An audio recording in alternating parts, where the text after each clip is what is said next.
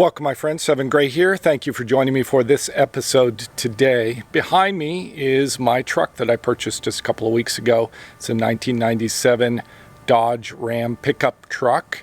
And I have a parasitic drain, and obviously I can track that down, figure that out. But sometimes that takes a while to figure that out.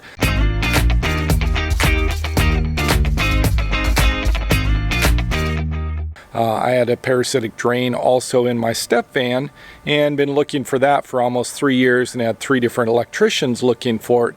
Never did find it.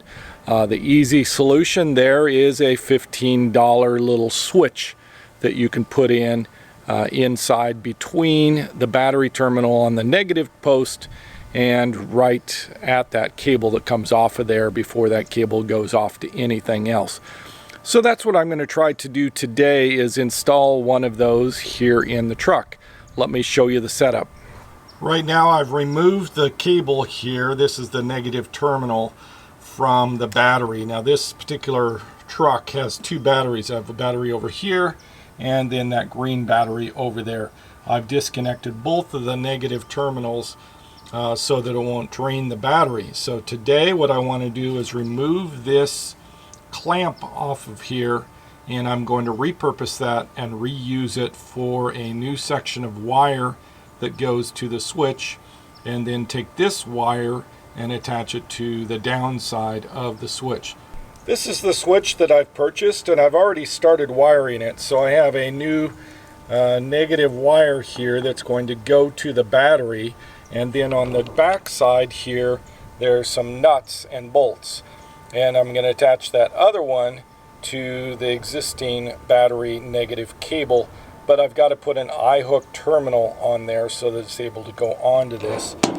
And then there's a number of small wires that are used for grounding various things, and before they were going directly to the post, but because the post is on the back side and difficult to get at, I thought it would be nice to put just a small little bus bar off of the negative terminal on the downside. So this goes to the battery here, then it goes through the switch, and on the other side I'm going to have this hook up here. Actually I need to change this over to the other terminal. I noticed I have it on the wrong one. So anyway, then I'll put a couple of little ground terminals here to various small items that are currently going on the battery. I have to say I just love using the back of my flatbed here to do work. It's like a little workbench for me, so it's very, very convenient.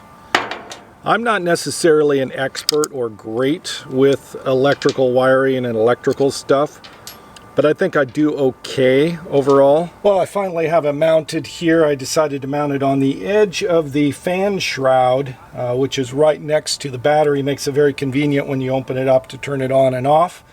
Right now it is in the off mode, so I just have to hook up the terminal here and test the thing out and see if it actually works. Here's where I've mounted the switch, and this is the terminal that goes off to the other second battery, and it also connects to the ground source, which goes to the frame over here. Then I have a little extra bus bar down here on the side for the extra wires there.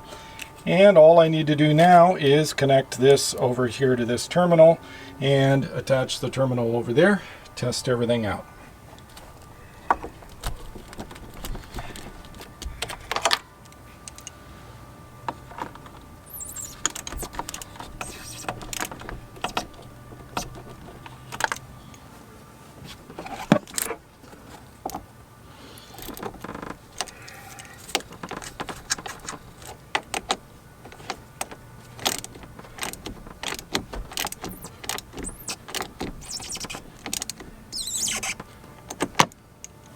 Okay, if I've done everything right, I should be able to go in and turn the ignition. Right now it is in the off position, and I should have no power inside the cab. Let's go test it.